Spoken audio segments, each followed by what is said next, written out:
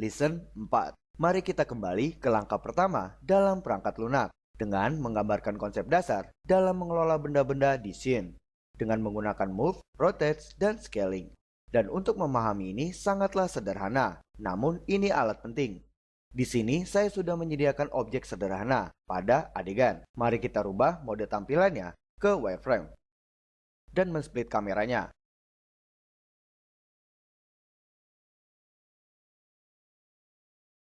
Top view, front view, dan left view.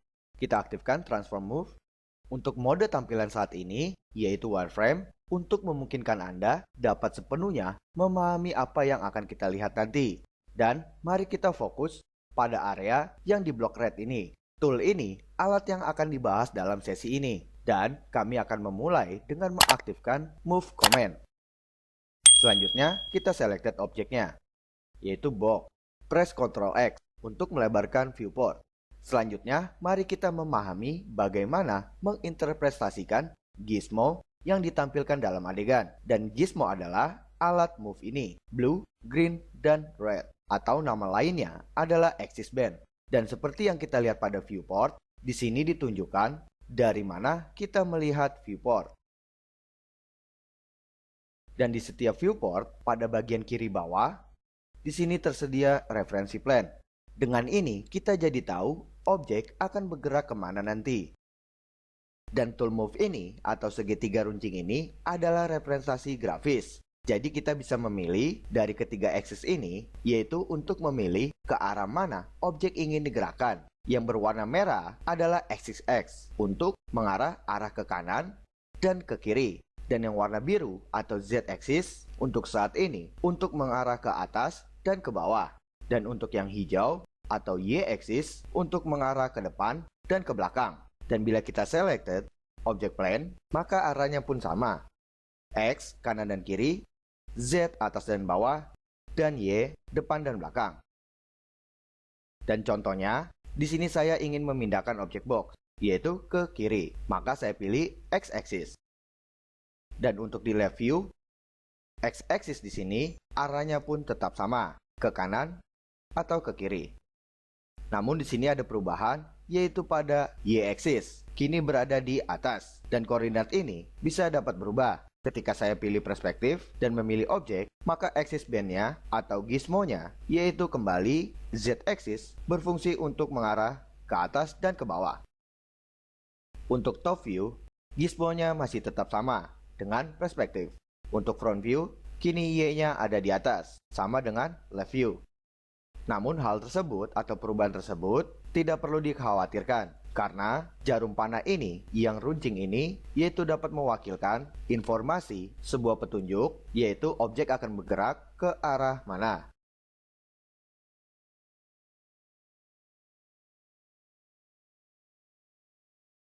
Selanjutnya, coba Anda perhatikan pada mouse saya. Ketika mouse saya mendekati sebuah sumbu, contohnya pada sumbu X ini, namun mouse saya arahkan pada bagian slide-nya, yaitu yang menyala berwarna kuning ini. Dan bahasa lainnya dari menyala yaitu highlight. Dan ini artinya ketika menyala bahwa ketika saya mengklik, maka itu akan memilih X-axis. Dan men-selected ini atau slide ini, maka saat saya menggerakkan objek, arah yang akan terproses yaitu pada satu sumbu. Jadi fokus pada satu arah, yaitu X-axis. Jadi, tidak bergerak secara bebas atau sembarang. Dan hal itu sama pada dua slide axis lainnya, Z maupun pada Y. Dan jika kita arahkan mouse kita ke center area, yaitu ke slide dua warna ini, merah dan biru, maka objek akan bergerak secara free, yang artinya tidak mengarah pada satu axis, melainkan pada dua axis, X dan Z.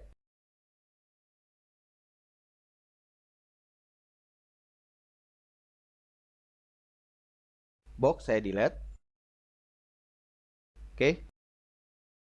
Dan Anda harus mencatat untuk default gizmo. Ketika kita mengklik view ortografik dari setiap individu, maka akan selalu berubah, yaitu ke X dan juga Y. Dan untuk top view, hal itu normal. Jadi seperti yang saya sampaikan di menit sebelumnya, untuk front dan left, hal tersebut berlaku pada dua view ini, yaitu kembali pada default gizmo X dan Y. Namun hal ini berkaitan dengan jenis referensi sistem yang sedang kita gunakan. Secara default, ini terset pada jenis view, yang mengidentifikasi sumbu X dan Y. Dan hal ini relatif koordinat untuk tampilan yang sedang aktif. Namun pada satu waktu, hal ini tidak benar-benar berubah. Dan sumbu sepertinya sedang menggunakan X dan Y untuk konvensi. Dan katakanlah jika sebaliknya kita ingin max untuk selalu menggunakan yang sama, yaitu pada setiap sumbu referensi, yaitu pada individu view, maka untuk itu kita memilih word system. Dengan jenis ini, hal tersebut tidak akan terjadi, yaitu perubahan pada sumbu axis. Dan di sini, Anda dapat memilih modus kapanpun atau jenis apapun dari setiap view di sini untuk menentukan yang mana yang cocok untuk Anda dalam memproses objek dalam adegan. Contohnya, di sini saya sudah membuat box dan ingin memodelnya seperti ini. Di sini saya ganti word. Seperti ini, di sini saya menggunakan dua step. Yang pertama, menggunakan tool move untuk memindahkan vertexnya. Dan kedua, menggunakan tool scale, yaitu untuk memperkecil ukuran dari permukaan atas bagian kiri. Namun bila kita perhatikan bentuknya, sebenarnya bila terlihat dari depan, vertex kiri dan kanan hanya di-move-kan 45 derajat ke atas. Dan bila sebelumnya kita menyesuaikan jenis axisnya, contohnya ke screen, word, parent, lokal, atau lainnya, di sini saya pilih lokal, yang saya ketahui, axis atau gizmo akan berubah koordinatnya. Tentunya hal itu sudah kita ketahui defaultnya pada setiap preset dari axis di sini. Terlihat di sini, axis lokal, yaitu miring sekitar 45 derajat. Saya beri contoh, untuk lebih jelas, objek box ini saya duplikat dahulu. Ctrl V, dan pilih opsi copy. Saya kembalikan model objek duplikat ini ke bentuk semula, yaitu box. Contoh seperti ini. Untuk plan, saya delete dahulu. Dan mari kita modeling kembali untuk membentuk box ini agar sama bentuknya seperti model yang pertama ini. Namun kali ini dengan merubah axisnya dahulu. Contohnya ke lokal. Dan kita mundurkan seperti ini. Dan hasil terlihat seperti sama, yaitu pada kemiringan atau pada bentuk bagian depan. Dan ini hanya contoh. Dan hasil ini dari hasil mengganti axis dari view ke lokal. Jadi tes ini jelas dapat memvisualkan maksud dari tujuan dari axis preset yang tersedia di sistem axis. Jadi maksudnya jenis-jenis ini dapat membantu Anda dalam memodeling atau hal lainnya, yaitu untuk memproses proyek Anda. Jadi, mana yang sesuai yang dapat membantu Anda untuk mendapatkan hal instan atau mendapatkan bentuk dengan simple, maka axis tersebut yang Anda gunakan. Jadi, tinggal menyesuaikan saja. View, screen, axisnya berubah. Hal ini berubah tergantung pada angle kamera Anda. Oke. Word, yaitu normal. Parent, lokal.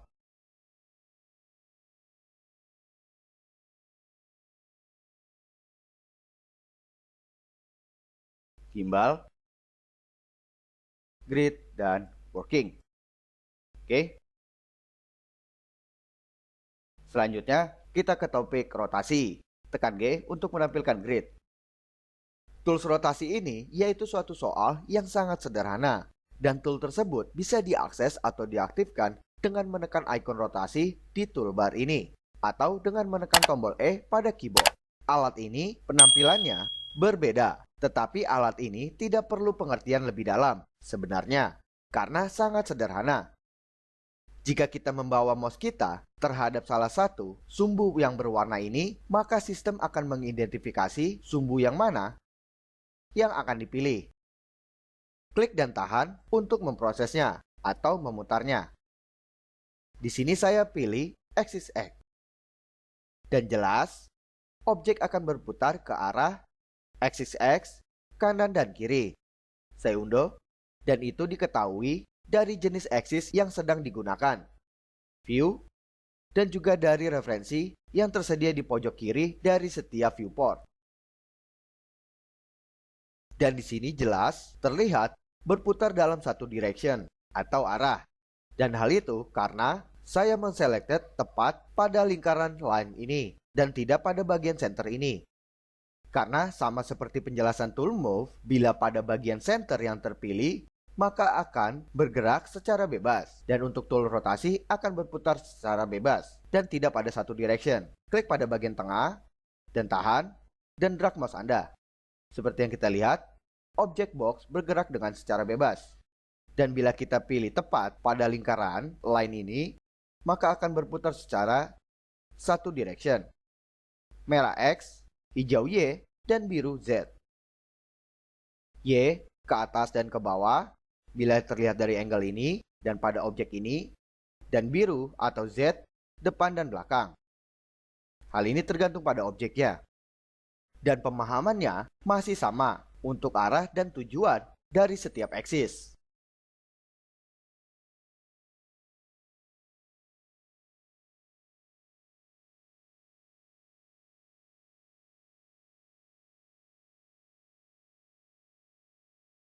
Saya kembalikan pivotnya ke center dari objek.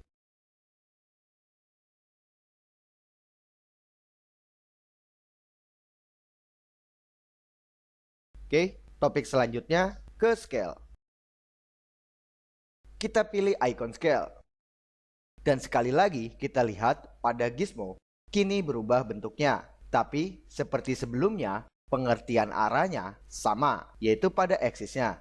Dan tool scale ini untuk merubah ukuran pada objek atau pada mode editable sekalipun. Jadi, fungsi tetap pada merubah ukuran, lebar, atau panjang. Jadi, ketika saya memilih x-axis, mengklik dan tahan, dan tarik ke kiri seperti ini, maka objek akan berubah ukurannya menjadi panjang atau lebar yang tergantung pada tujuan Anda memprosesnya. Dan ini hanya berfokus pada satu direction dan tidak bisa secara bebas. Saya unduh. Seperti tool move atau rotasi, kita bisa menggerakkan yaitu secara bebas bila kita arahkan mouse kita pada titik tertentu atau center. Namun untuk scale, fungsi tersebut berbeda, yaitu kita dapat merubah ukurannya bisa dalam skala keseluruhan objek atau pada dua aksis sekaligus. Seperti yang kita lihat di sini, ada bentuk segitiga. Untuk bagian luar, yang ini, yaitu kita dapat merubah ukurannya secara dua direction. Contoh di sini saya pilih Y dan Z. Maka saya klik di sini. Klik dan tahan dan drag mouse Anda. Seperti yang kita lihat hasilnya, objek berubah ukurannya secara dua direction. Melebar pada sumbu Y dan memanjang ke atas pada sumbu Z. Saya unduh. Kita ulangi. Kali ini saya pilih X-axis dan Y. Maka saya pilih di bagian ini. Oke. X dan Z. Dan bila kita beralih ke titik center dari gizmo, maka perubahan ukurannya yang kita dapatkan yaitu akan secara keseluruhan objek atau merata pada semua sumbu Z, Y, dan X, merubah ukuran secara bersamaan. Dan bila dalam adegan, yaitu Anda kesulitan untuk menselected pada area segitiga luar ini, maka kamu bisa mengganti ikonnya ke nomor 2, yaitu yang ini. Dan fungsinya sama, seperti yang Anda lihat, perubahannya pada segitiga dari gizmo. Oke. Dan itulah pengertian sederhana dari cara penggunaan dari tool scale.